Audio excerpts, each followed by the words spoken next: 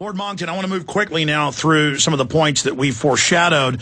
But first off, I just want to commend you here on air because you are a testament of somebody for close to 2 decades who tirelessly recognized a threat before others, stood up against them, and went only on the facts and have, not single-handedly, but if you have to give the credit to one person, devastated this true threat to human civilization, exploration, society. And so from my family to yours, I commend you.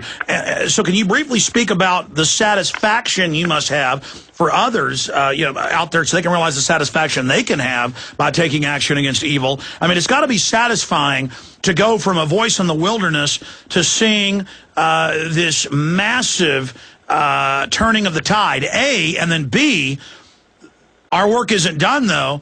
How satisfying would it be to see the people promoting world government, and now they have to admit that they are trying to set this up, to see them fully routed and fully defeated? Please speak to that. Yes, certainly. First of all, you're very kind, perhaps too kind. I'm one of the Johnny-come-latelys in this. I've only been really active in the last 3 or 4 years in trying to expose this, because I came under unexpectedly savage attack 4 years ago when I first went public with a major article in a British Sunday newspaper, the Sunday Telegraph, and the international climate extremist left began a vicious series of attacks on me in newspapers, on the blogosphere, all over the place. And I thought this was very strange, because all I'd done was a quiet, quite large article. It got a certain amount of prominence. The website of the newspaper actually crashed because 127,000 people tried to access it in 2 hours after it was published. So it was very popular. But even so, this very extreme reaction, I'd never seen this before. So I looked at the points of science on which they were trying to attack me, and wherever they were trying to attack me most viciously, they were trying to beat people away from understanding the points that I was making, and they were trying to confuse. They were desperate. They wanted to set a precedent that anyone that spoke up would be torn apart. Anybody who was a professor would lose their tenure. That's it. But going back, sir, I mean, you're not kind to yourself. I've seen writings of you 20-plus years ago fighting the fake environmental movement, 20-plus years ago fighting the international communist movement. See, I see that as one contiguous system. Yes, you've been particularly vocal on the anthropogenic global warming fraud because it's come to the fore in the last 4 years. But yeah, correct me if I'm wrong, you've been battling this very same gaggle for decades. Oh, certainly, yes. I mean, I've been battling against, for instance, the European dictatorship. We no longer have democracy in Europe now. I've been fighting that for 20 or 30 years.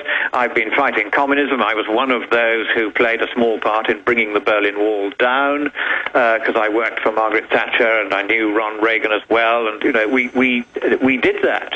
And I was very honored to be a tiny cog in the great governmental machine of Margaret Thatcher for 4 years in number 10 Downing Street. But it's got to be satisfying, though. I mean, it's got to be satisfying. Well, satisfying is the wrong word. I think what is nice is how many kind people write to me out of the blue saying they've seen some vicious attack on me somewhere by the international climate extremist movement. And they say, the fact that you're still here after all these attacks on you tells us you must be doing something right, and you mustn't think that these people represent how people generally think. And a lot of people are very, very kind in getting in touch. Just a short email here or there saying, we are so grateful that you are standing up and speaking out because somebody's got to, and you're using your platform. And they're very sweet about it, and it makes a lot of difference, that, because it's actually quite hard being in the firing line all the time and having the most unspeakable things done by people who ought to know better in journalism, in academia and elsewhere.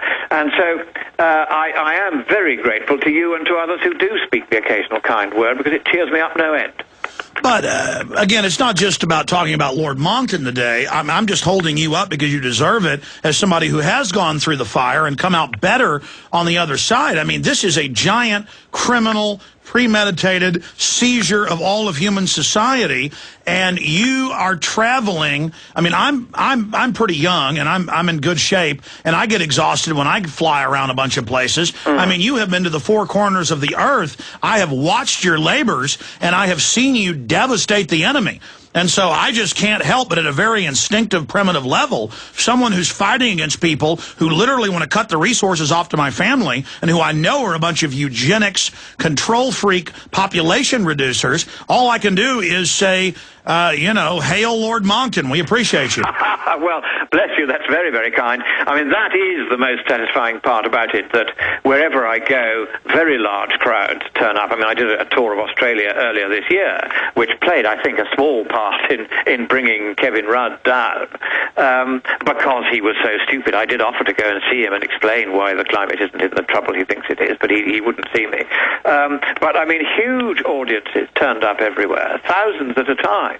And they came from out of the bush, they came from out of the towns and cities, they came from out of the mines, and they just came, and, you know, the miners in particular in Newcastle, which is the mining district just north of Sydney, they came in huge numbers. We'd booked a medium-sized room in the town hall. We had to jack that in and go for the main town hall building. That wasn't big enough, so we took over the gallery, and there were still people in line outside when I started talking.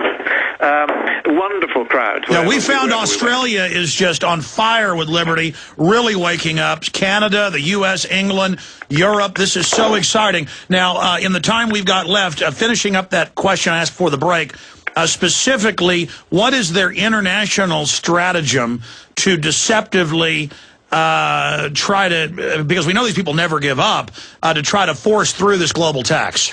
Well, what they're going to do is to continue to address the arguments from now on, more or less exclusively, to the governing class. The people who are doing this are no longer going to try to get the support of the public. They know that we have won the argument as far as the public are concerned. The general public no longer buys global warming, period. They've had enough of it.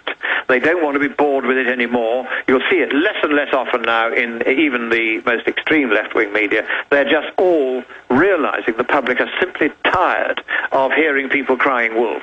So they're now addressing themselves very quietly and very furtively and very invisibly to the governing class worldwide. I've just come back from Bonn, for instance, where there was yet another conference in preparation for the Cancun climate change treaty, which will be the next step in the road towards world government, unelected world government, of course.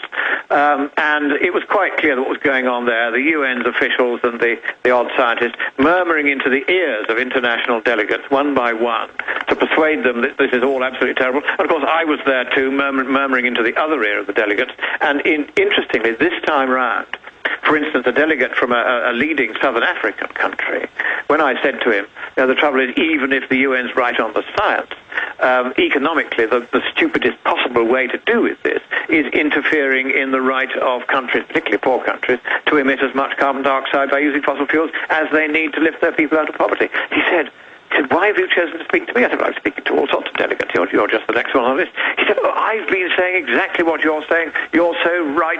The idea of trying to curb CO2, we all know, our own scientists tell us it makes no difference to the climate.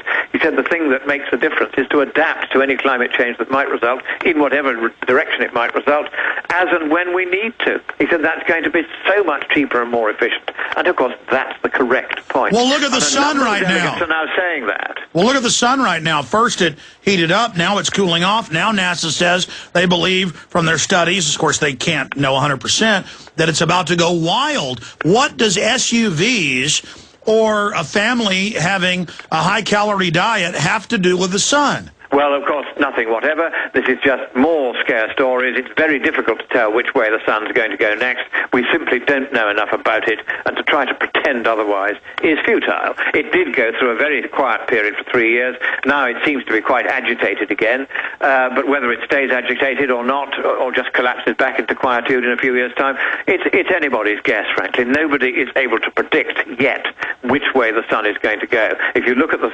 forecast from the leading solar physicists, they're all over the place. They don't disagree. They don't agree with one another. Yet again, there is no consensus, because there can't be, because our information on just about every aspect of the climate is so woefully incomplete.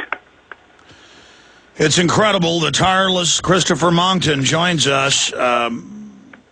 I now want to get into BP. Off air, I asked your view on BP, and it was basically very similar to mine. And what the majority of Americans are saying when they call into talk radio, in polls, But, I mean, it's still incredible to have a video of Senator Kyle this week saying Obama told him behind closed doors he's leaving the border open, 20+ thousand dead, just Mexico's collapsed officially, so that everyone is terrorized into just granting them amnesty. That's a form of terrorism, of holding us hostage, and that's what Senator Kyle said. That he admitted he's holding us hostage. Same thing on the oil.